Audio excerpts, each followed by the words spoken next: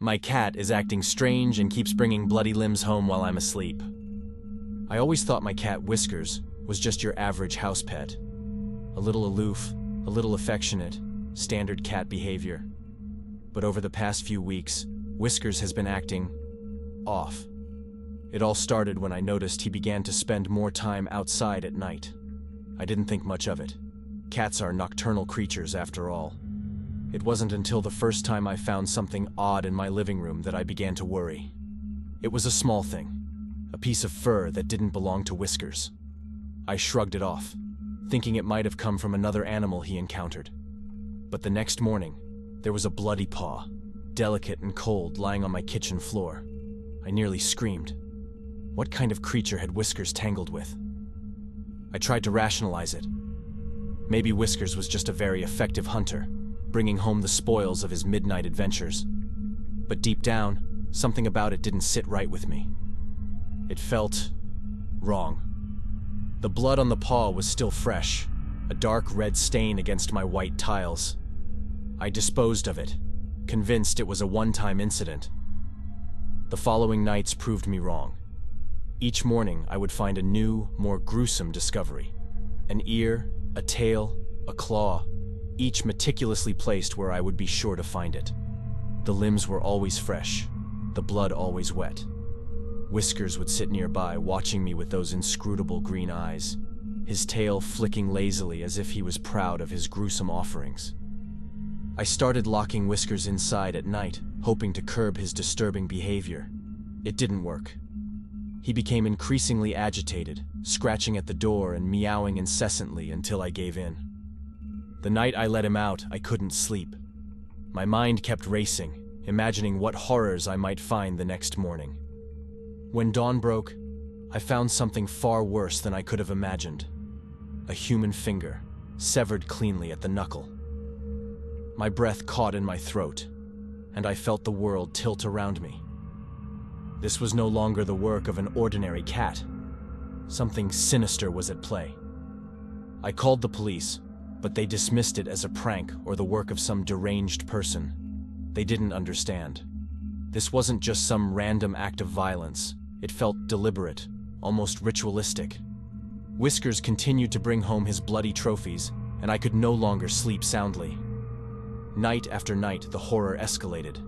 An ear, a nose, a toe. I became paranoid, jumping at every noise, every creak of the house settling. I started setting up traps and cameras, desperate to catch whatever was leaving these macabre gifts. But the footage only showed Whiskers, returning each morning with a new offering, his green eyes gleaming in the dark. Then, one night, I decided to follow him. Armed with a flashlight and a heavy sense of dread, I crept after Whiskers as he slinked into the night. He led me through the neighborhood, into the woods behind our house. The trees seemed to close in around us, the darkness thick and suffocating. I nearly lost sight of him several times, but his eyes glowed faintly in the light of my torch, guiding me. We reached a clearing, and my heart pounded in my chest. There, in the center, was a circle of stones, stained with old blood. Whiskers sat at the edge, watching me, waiting. I stepped closer, the smell of decay filling my nostrils. In the center of the circle lay the body of a man, his limbs severed and arranged neatly around him. My stomach churned, and I stumbled back, dropping the flashlight. The darkness swallowed us, and for a moment, I was completely disoriented. Then I saw them, glowing eyes surrounding me, too many to be just Whiskers. A chorus of growls and hisses filled the air, and I realized I was surrounded by cats, their eyes reflecting the light of the moon. Whiskers approached the body, nuzzling it gently before looking back at me. There was something in his gaze, something almost human. I felt a chill run down my spine. This wasn't just a cat. There was something else, something darker. The cats moved closer, their eyes fixed on me. I backed away slowly, my heart racing. But they didn't attack. They just watched, waiting for something. Whiskers let out a low growl, and the others joined in, a symphony of sound that sent shivers down my spine. I turned and ran, crashing through the underbrush, my breath coming in ragged gasps. When I finally reached my house, I slammed the door shut and locked it, my hands shaking. I didn't sleep that night. I couldn't. The image of that circle of stones and the mutilated body burned into my mind. The next morning, Whiskers was sitting on the porch, a bloody hand at his feet.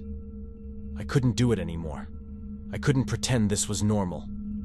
I packed my bags and left, leaving everything behind, including Whiskers. I moved to a new town, started over. But the nightmares followed me. Every night, I dreamed of those glowing eyes, the circle of stones, the body. And every morning, I would wake up, expecting to find another bloody limb. It never came, but the fear remained. I couldn't escape it. I couldn't forget. Whiskers haunted my dreams, his eyes gleaming in the dark, a constant reminder of the horror I had left behind.